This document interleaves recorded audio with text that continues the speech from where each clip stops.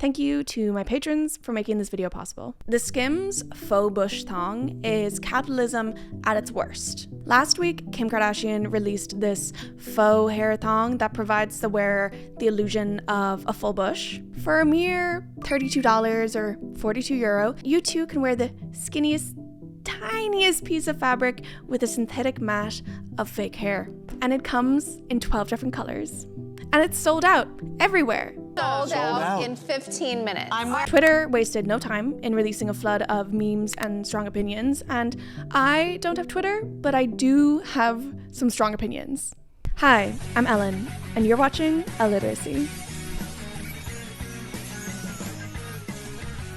The new SKIMS drop has ushered in debate about women's bodies and body hair, and the reception has been quite divisive. Everybody has a hot take, an argument, as to whether it's camp, a performance art piece, whether it's a feminist statement, or a cash grab. In the year of full bush in a bikini, full bush in a bikini. Full bush in a bikini. Some argue that Kim K is just normalizing body hair, but I actually think it is the exact opposite. So, I want to break down the drop, the history and implications of this fake bush and of the real bush, the reception and media coverage, and why or if this is even a big deal in the first place. Unfortunately, because of Master Overlord Madam YouTube, I will have to do a little bit of censoring, so please forgive that. I often see people fatigued with the Kardashians, a kind of why are we still talking about them kind of attitude, and I think that is completely fair. But the Kardashians are a cultural and capitalist powerhouse. Let me tell you something about Kim Kardashian, all the Kardashians. I think they really understand pop culture. And I think that's what makes them successful, because we are all waiting to buy something from them. They tell us the trends to follow. They often create those trends, and they create the products that can help you fulfill them. Buy Kylie's lip kits for bigger lips, even though she got hers with filler. Buy Chloe's protein powder for a healthy low-cal snack, though her physique has been shaped through hundreds of thousands of dollars worth of private chefs, personal trainers, and plastic surgery. Buy Kim's SKIMS for snatched waist, although, like Chloe, hers is also the product of hundreds of thousands of dollars. Like I said, I understand the fatigue, but as a cultural critic, the Kardashians are often at the center of beauty and fashion trends. Their impact is impossible to ignore. And I think the SKIMS fake bush provides a great vehicle to talk about wider cultural issues and trends. And speaking of trends, the year of the bush? Question mark. Like every aspect of a woman's body, the bush is subject to the tides of beauty and fashion trends. Bikini waxes skyrocketed in popularity in the 90s, and the bald look became the standard with the rise of internet porn. She took everything I got. It's called a Brazilian wax.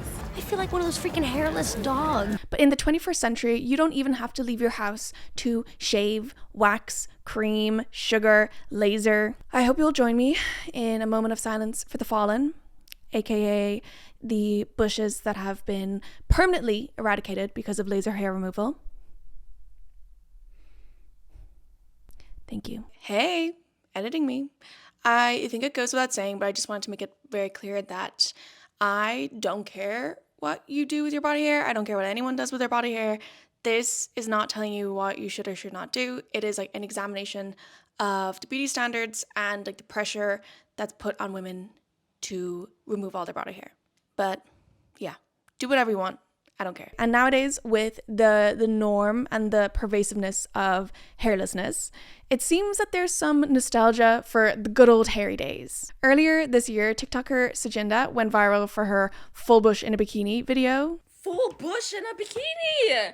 Like, full bush in a bikini.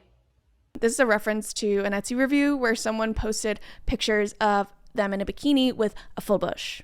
I got radicalized by that Etsy review, for real. Like, yeah, that's how it should be. That's how it should be. A community called Bush Talk sprung up, complete with memes, discourse, and celebrity bush aura readings. And 2025 has been dubbed the year of the bush by outlets like Dazed and Vogue. Though Vogue did also publish a piece in 2018 called "The Full Bush is the New Bikini," so who knows what'll stick. Now, this may be a radical thing to say, but I find it a little odd, a little horrifying to my core, that every aspect of our bodies is subject to trends and tastes, even what is in our underwear. And for decades, in terms of body hair, the trend has been no hair anywhere. So I want to briefly break down the hairless standard and the perceived radicalness of having body hair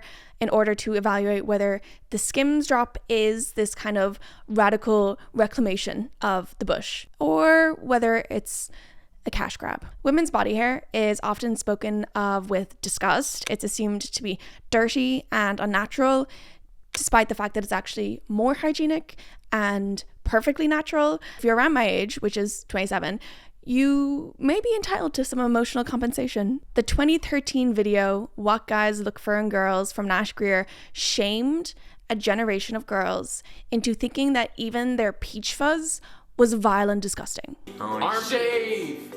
This stuff when you have a little peach fuzz and we're making out. No, not even making out when the light's just shining on. I can see. Or arm hair, just wax, shave. Yeah. That's the worst when there's hair. It's terrible.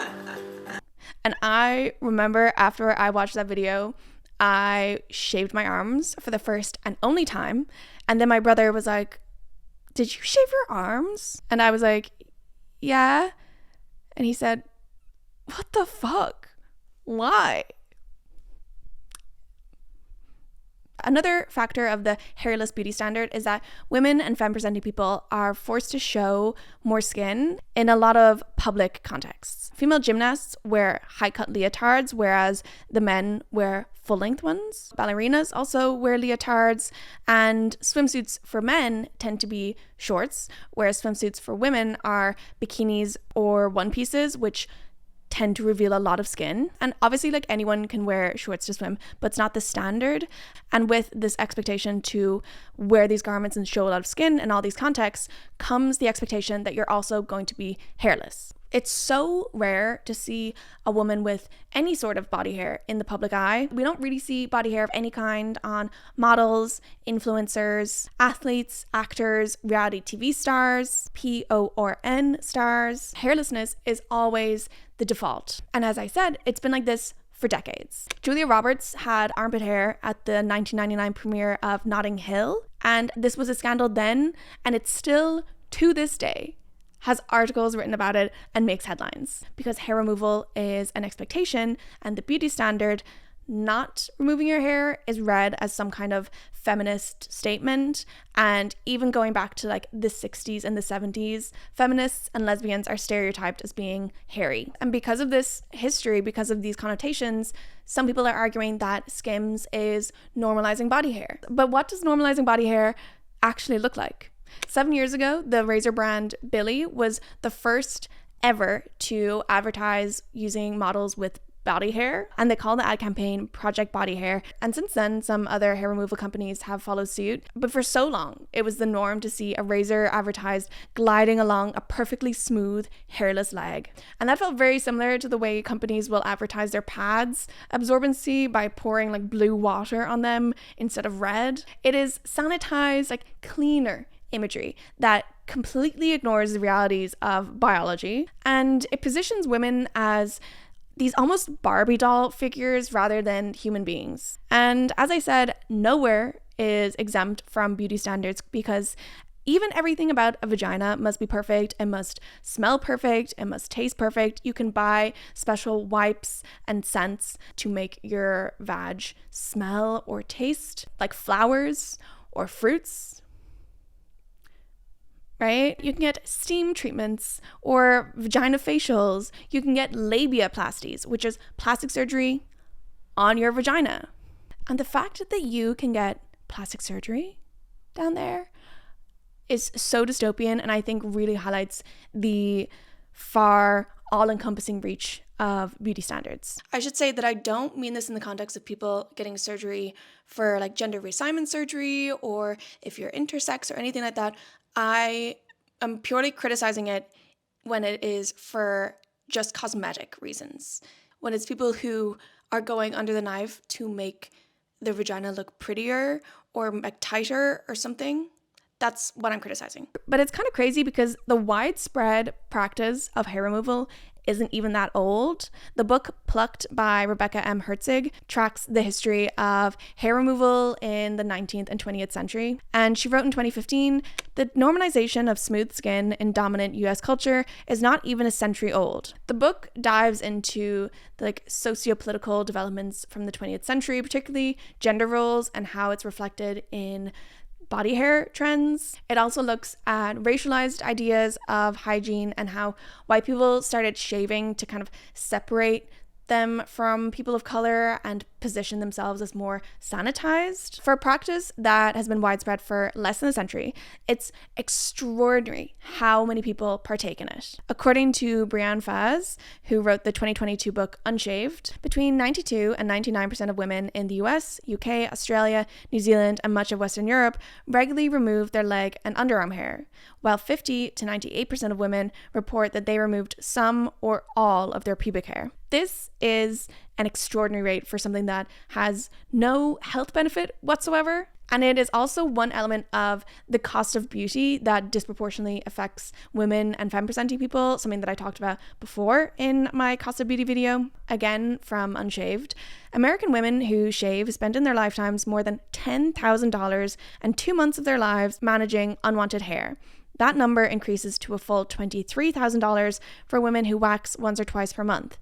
And this also doesn't account for laser treatments, which can cost thousands. Body hair, particularly pubic hair, is something that we're made to feel very insecure about. It's an issue that comes up that I talk about with my friends when it comes to new partners, going on holidays, etc. But it's hard to just shake that expectation off completely because we are bombarded with that messaging constantly. I forgot to wax. Since when? 1998? I've had other things on my mind. I could be on death row and not have that situation. Like razor ads, much female-targeted media like women's magazines, TV, and beauty tutorials uphold the standard that women should be hairless. There's no shortage of articles and YouTube tutorials on how to remove hair from any and everywhere. But even in media that claims to challenge the beauty standard, hairlessness is still being upholded as the norm. The bias is hidden in plain sight. And we see this with the coverage of the SKIMS faux hair thong. And I thought it'd be really interesting to show you how even when we're talking about this article of fashion that is, some might say camp or transgressive or boundary breaking, whatever, there's still a lot of messaging telling us that we should still be removing all of our body hair. Marie Claire ran an article about the SKIMS thong called Kitty Carpets Just Got the Kim Kardashian Treatment with the SKIMS Bush Thong. And in the second paragraph, only 2 lines into the article, the words pubic hair are hyperlinked.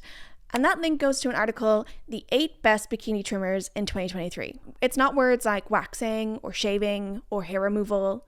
It's just pubic hair. And it's linked to trimmer reviews.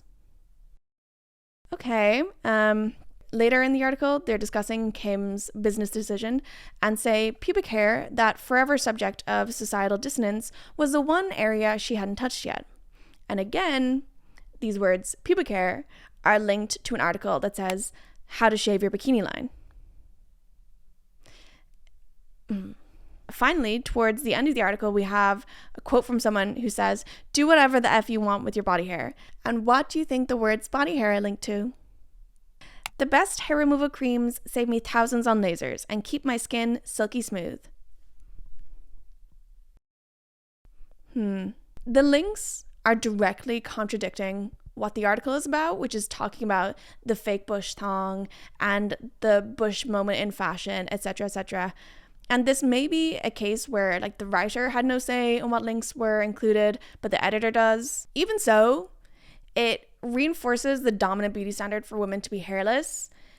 And it's just crazy that they included 3 separate links to hair removal articles when one of the quotes is literally saying, do whatever the F you want with your body hair. In another article on the Australian website Body and Soul, they talk about growing out and reclaiming the bush, and they use this stock image. A woman in a skirt with her arms crossed over her lap does not exactly scream liberation to me. It doesn't exactly scream, we are reclaiming the bush. And then the article ends with advice on bikini trimmers and hair removal. So again, the visuals and the progression of the article completely contradict the like pro-bush message. I thought these two articles really captured how pervasive the like hairless norm is, and how even in articles that champion the opposite, they're still upholding the beauty standard. And just like it's our choice whether or not we want to wear makeup, it is our choice what to do with our body hair, but it is not a neutral choice. It is one informed by years of messaging from the media, from culture, from trends, family, friends, and partners. And it is exhausting that not only is our hair, makeup, fashion subjected to trends, but so are our very bodies. But wherever there's a trend, there's a Kardashian hiding in the corner somewhere ready to pounce and leech off you. The day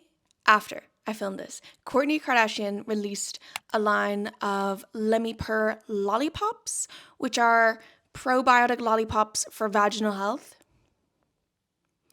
Okay, this is an offshoot of her Let Me Purr gummy vitamins, which are also like probiotics for vaginal health. As to the efficacy or use of these, questionable. But it really shows, one, the Kardashian's tendency to hop on literally any trend, and two, the fact that like vagina health, appearance, etc. is a trend at the moment.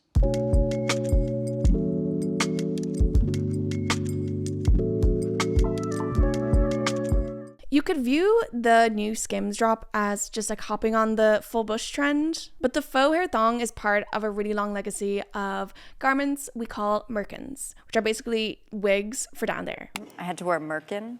Do you know what a merkin is? A merkin is kind of a wig for down below, yes? It's a wig for your lady bits. They go all the way back to the 1400s, but we are not going to go that far. And over the past couple years, we've seen them pop up in films, like Emma Stone wore one on Poor Things, on magazine covers, and on runways. This last one is what's relevant. Many people have made the link between the SKIMS drop and Maison Margiela's Spring-Summer 2024 runway. That runway featured sheer gowns with merkins underneath. And just last weekend, Kim Kardashian attended the Academy Gala in a headline-grabbing Margiela fit. So all of this gives SKIMS kind of some high fashion credence, even though they're very much a fast fashion brand. They actually score worse than Shein in terms of sustainability because they fail to disclose their production practices. Even the faux hair thong in the description just says imported. From where? We don't know. The description also says that it's handmade in a super sheer stretch mesh. Handmade by whom? Where? In what factories?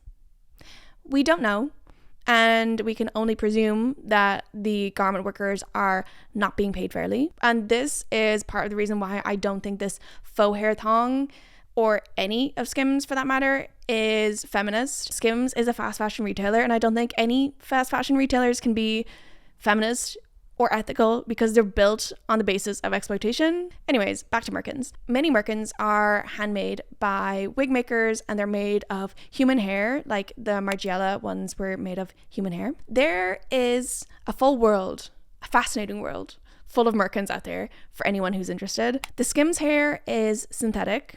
All of the fabric is synthetic. And despite it being a literal string with a tiny bit of hair, it is €42. And again, because of the lack of transparency in the production chain, I don't think that this steep price is because of high labor costs.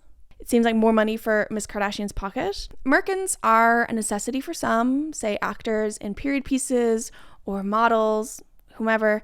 For others, they might be a preference. But despite a centuries-long history, merkins, as well as pubic hair itself, are shocking for many. And this is part of SKIMS' marketing strategy. They love something shocking, something headline grabbing. And because they're treating this merkin as something shocking, as a gag, It's not normalizing it at all. It's still very much packaging it as a novelty, and it's something to be shocked by. If SKIMS wanted to normalize body hair, they would have models with body hair, which they don't. I scoured the SKIMS website and went through a bunch of different products and the different model swatches, and none of them had any body hair of any sort. And in the video for this new ad campaign, the thongs are censored, so we don't even see models wearing them. And then the product pictures, again, we don't see them on models, we just see the product on a white background. So nowhere have we actually seen anybody wearing this, which is not only a bizarre way to market your product, but it also divorces the hair from the body completely, because we never see them joined together. And because they're completely separated, it makes the hair an accessory, not a normal part of people's bodies. This underwear, in its very essence, is assuming that you have no body hair of your own and implying that you shouldn't. Because as a thong, as an article of clothing, this is something you're going to be taking off at the end of the day. Again, implying that your default or natural state should be hairless. Kim Kardashian, the queen of beauty standards herself, who has promoted laser hair removal kits before on her Instagram, is telling you that you should not have any hair on your body. But if the mood strikes, she does just happen to be selling some. And that will just cost you $32 or €42. Only capitalism will convince you to permanently remove all of your body hair and then sell it back to you. We've seen this kind of shock tactic before from SKIMS with the nipple bra. Some people loved this, but I think it's interesting to read having just seen what they did with the fake bush, because these are bras that cover up your nipples, they flatten and lift your boobs to the perfect curvature, and then have these again perfect taut nipples. It's not encouraging anyone to go braless. It's not saying that your own body is good enough and that everyone should go around free the nip. It's telling you that you should have your nips out, but only if you buy them from SKIMS, because they are the perfect ones. I thought the satirical tongue-in-cheek video really fell flat. The Earth's temperature is getting hotter and hotter. The sea levels are rising. The ice sheets are shrinking. No matter how hot it is, you'll always look cold. When we look at who's saying it, I don't think it's that funny. 10% of the sales went to 1% for the planet, but is that going to be enough to offset Miss Kardashian's carbon footprint with her private jets and her fast fashion industry? I don't know. This idea was also actually done before, about 15 years ago. Victoria's Secret released their bombshell nipple bra, and I don't think it sold very well. Some have argued that these two SKIMS products increase accessibility, that the bra is good for people who may have lost their breasts to breast cancer or mastectomies. The bush thong is good for people with alopecia. And while these are good side effects of these products, I do not think that they were intentional at all. There's nothing in Kardashian's messaging about increasing accessibility or anything. And I feel like it's a weak counterpoint trotted out by Kardashian defenders to kind of bat away any valid criticism. I also came across this video on Instagram by @pinknell, who playfully highlights how the SKIMS drop does not cater to older ladies. One problem, the new faux fur thongs don't come in gray or white. So how are we older ladies supposed to match our carpet to our drapes? Easy, make your own.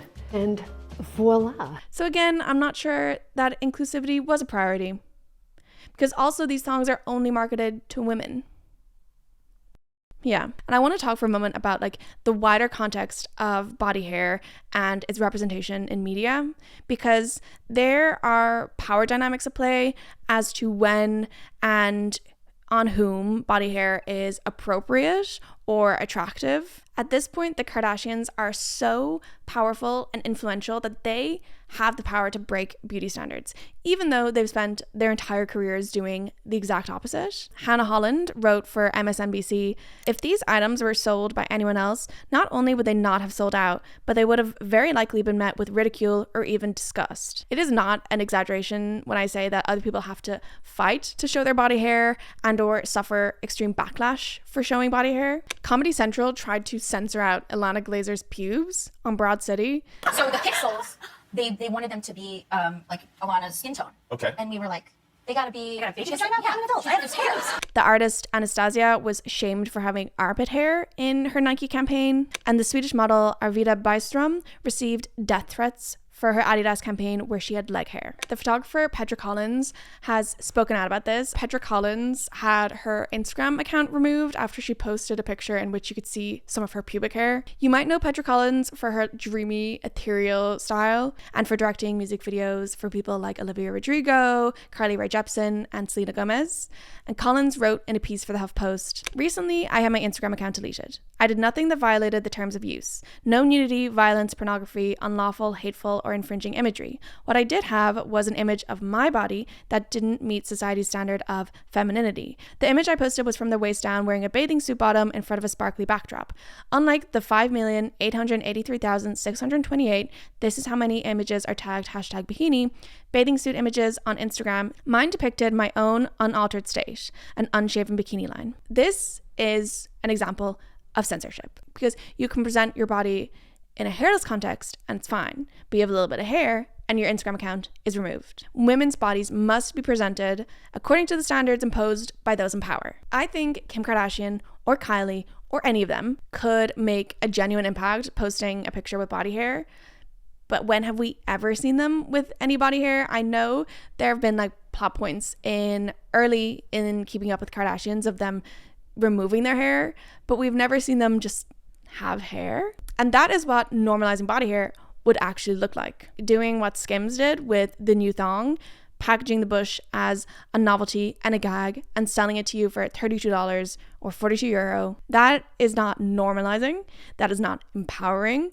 It's just capitalism at its finest. I think it's great that we're talking about body hair, but I wish that it didn't have such a tone of shock and this feeling that it's some great taboo. But maybe things like this, even if I don't think that they are progressive or like feminist and are just empty cash grabs, maybe it will open the door further down the line for more conversations like this or for more people to just feel comfortable in their body as it is. It shouldn't be a radical thing to not shave, and it shouldn't be this like huge big deal or statement, and hopefully one day it won't be. Anyways, thank you very much for watching. This video was kind of impulsive. I saw the SKIMS launch last week and then had a lot of thoughts about it and started writing them down, and then it turned into a script.